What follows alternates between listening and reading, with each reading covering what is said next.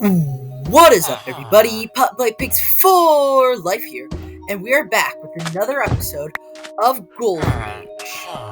It's been quite some time since I've been here. We got Lobo. Hey, Lobo. He's perfectly fine. And we've got Blanca, our horse. So yeah, not much has happened off camera. So today, I really want to get a lot done. So, today, my plans are I want to turn this, I put a Fletcher in here. It was originally a leatherworker shop. I want to turn this into a library. Also, there's barely any headroom, so that's one thing I should work on, is getting some better headroom. I also really want to work on the house of worship. I'm gonna style it a lot like the one at the other village. And if we have some time, I'll work on this farm. So let's get started. I'm gonna start by getting rid of this. And I'm gonna start by making the floor a bit deeper. Alright, that's looking much better. Now, next thing we need to do is we need to add all that knowledge. We need to add loads and loads of books. I think it would be cool to have the underneath the stairs as a little book cubby. In case you can hear some noise in the background, my dad is weed whacking around the house, so yeah, you can probably hear him. And last but certainly not least, we need to add in a lectern. You know what? Let's yeah, let's put it there. What books you sell? Knock back one.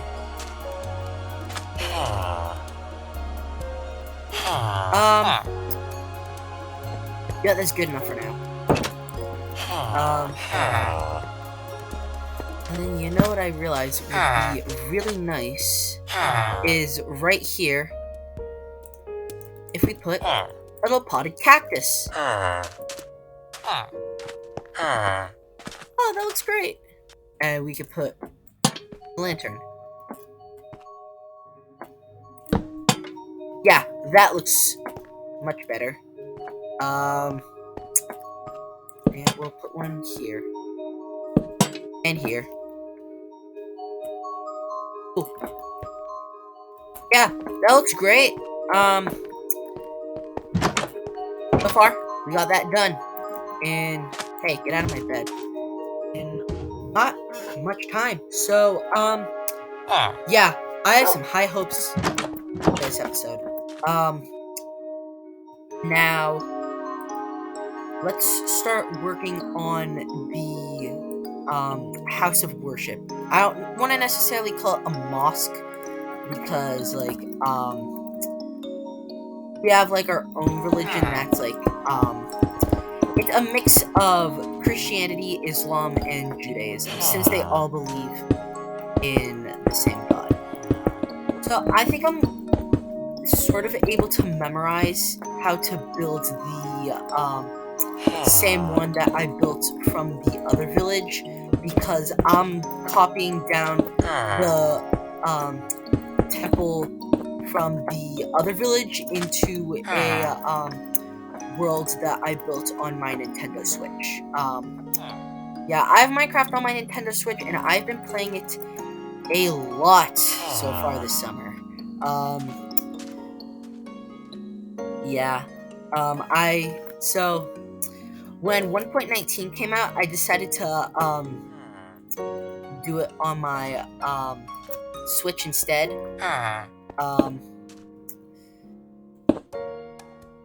Because yeah, that way my brother and I could play it. I mean, I've been mostly playing it on my own time, not on the television. But you know, it's there in case we want to. Um,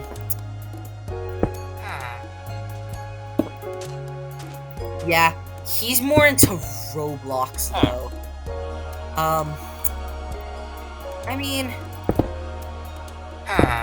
it's not a terrible game, but it's not really my favorite either. One thing I realized is this temple might be a bit smaller than the other one. But you know what? That's okay. That's what makes it unique. Now I'm gonna go ahead and plan this. I don't have replay mod, so yeah. I think I'm gonna show a little building montage, a bit like if you've watched like Wadsy, he does like building montages instead. So I'm just gonna go ahead and do that.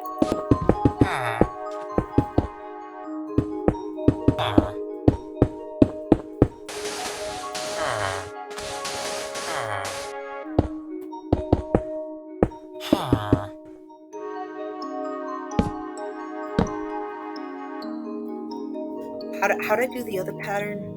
I'll have to go check. Over the ravine, cross the river again, past the beacon where we're gonna build our giant city.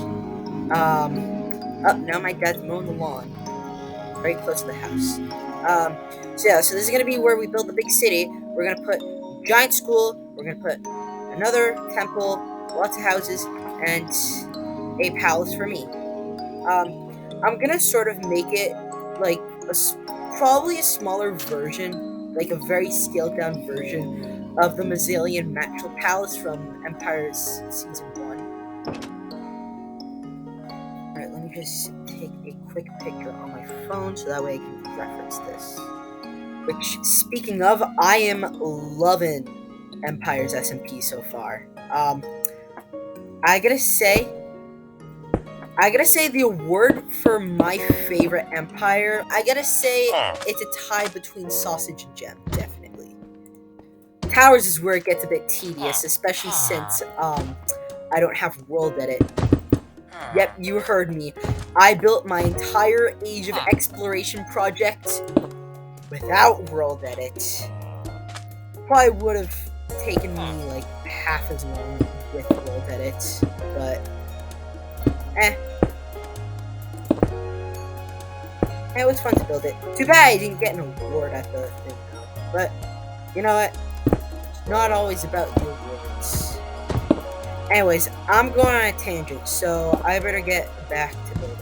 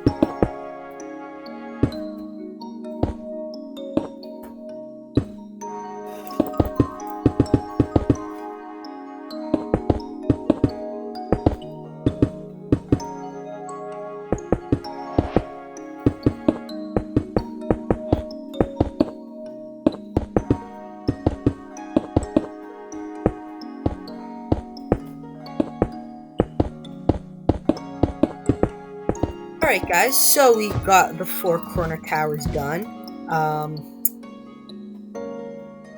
They might be a bit too close. It's fine. Yeah. It's fine. Now, the only thing I fear is that it's gonna be too small for the big dome that's gonna be right in the center of the temple. That's the only thing. You know what? We'll work with what we got. In a way, it's better. You know, that way we make each one unique. Alright, so after lots of trial and error, I figured something out. I have to skip the purple terracotta, but you know what? It's not the end of the world. I think it looks just as fine. Now, all I have to do is the interior. Which I really want to do the same idea, only maybe instead of using the sea lantern, I'll use some of the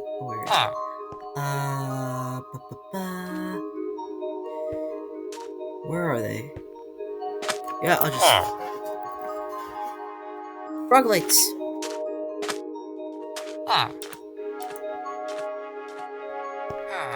There we go. So yeah, I really like the style that I did for the last one, so I'm gonna repeat it to the best of my ability. Oh, I like that. I like that. So all I have to do now, the walls and the little altar. I'm not gonna be able to have the little like sloping down area that I had at the other village. But you know what? It's fine. We'll work with what we have. Though I probably could have expanded it a little bit. But you know what? It's fine. I don't want to go through the painstaking process of building those pillars again, because that was a bit tedious. But I will use some of the endstone brick as sort of a pathway down to the village. Yeah, there we go. That looks good. Here's an idea. So I'm gonna have to do a bit of landscaping. But if we continue the hill coming this way, then I think we'll be able to fit the pathwork as well as still keep this house over here. Alright, I figured it out. So I did a bit of landscaping, and I just extended the path, and I had to move some houses, or at least where the houses intend to go. So, so I had to move this one over a bit, and then this one over a bit too. Alright, with that being said, all we have to work on now is the interior of this temple. Yeah, I'm just gonna call it a temple.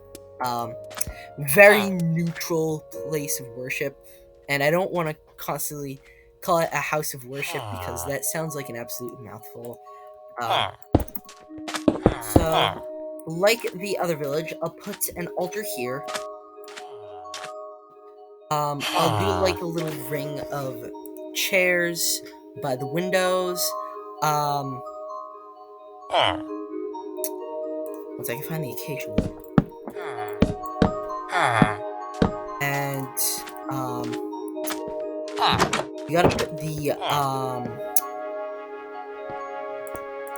brewing station right here. Hey, welcome. You want to become a priest? No? Okay. Right. Now all we have to do now is add in the symbols of each religion.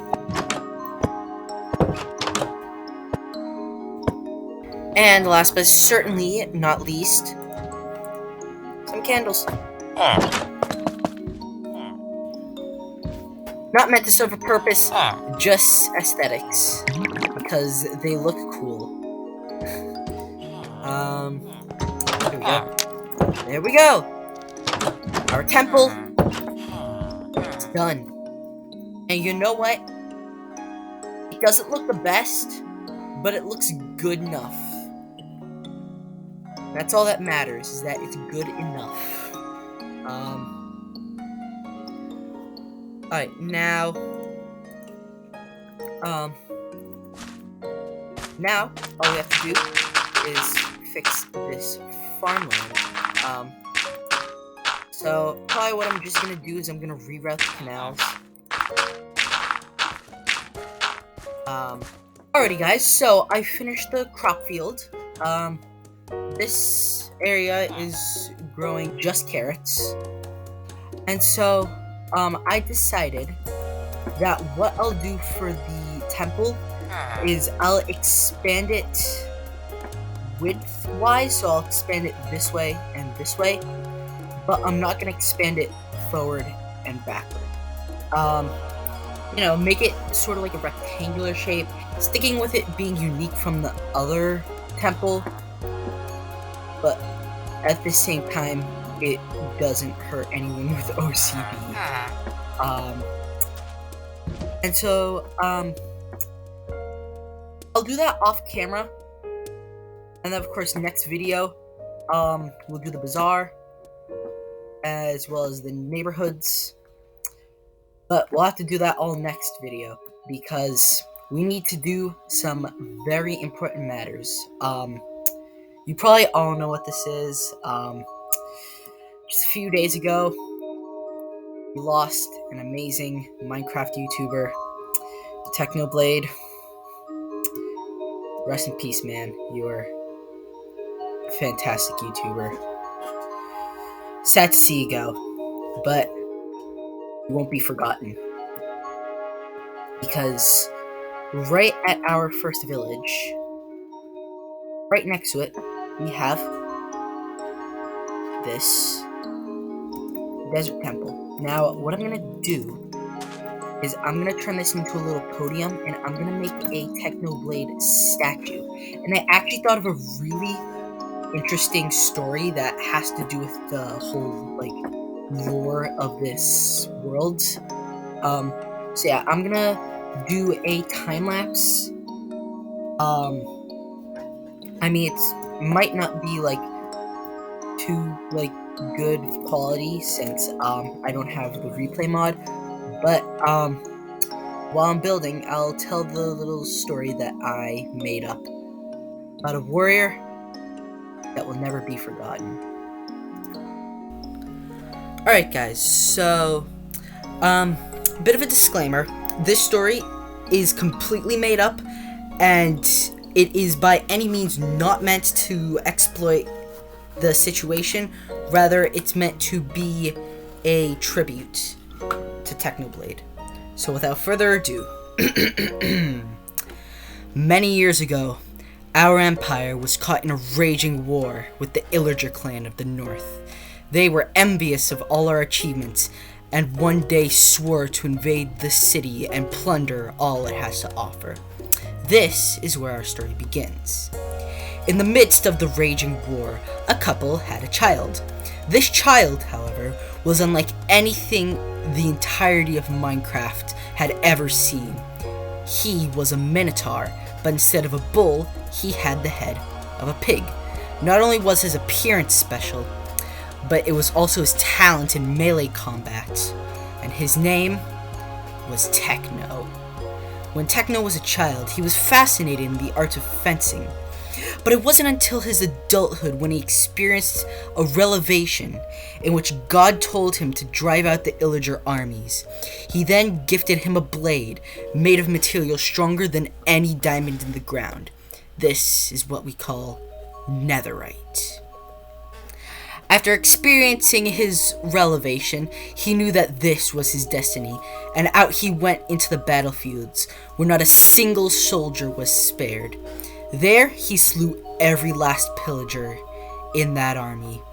After his victory, the king noticed his potential for the Empire's success, and he appointed him Supreme Commander of the Grand Army. After this, he trained up his army the best he could, and he set off into battle. From there, he and his fellow soldiers valiantly drove out the Illagers and forced the leader to surrender. They had won the war. Long after the peace settlement had been established between empires, Techno became a hero across the land, and many dreamed to one day train under the commander. He would often be challenged to duels by the people of the city, and he would win each and every one. But one day, a witch from the Illager clan, angered by her clan's defeat, disguised herself as a villager and challenged Techno to a duel. Techno accepted the offer, thinking fully well that he would win. However, little did he know that who he was facing was skilled in the art of brewery, and she would make sure that he would meet an untimely demise. The two fought hard, but as Techno was just about to charge into his finishing move, the witch poisoned him. Because of his weakened state, the poison killed Techno immediately. The witch was taken into custody, and after being found guilty of murder, was executed with Techno's netherite blade. After the tragic events that took place, the news of his death spread across the Empire like wildfire. The citizens who idolized the heroic deeds of Techno were in absolute shock and despair about his sudden death. After his death, Techno was brought back to his hometown, where an underground tomb was constructed, and atop his resting chamber was built a statue as a way to always remember the fallen hero. To this day, many years later, the citizens of the Empire have dedicated a day in honor of Techno, in which they all gather around his tomb and offer potatoes as a means of celebrating all the incredible service that Techno has done for the Empire.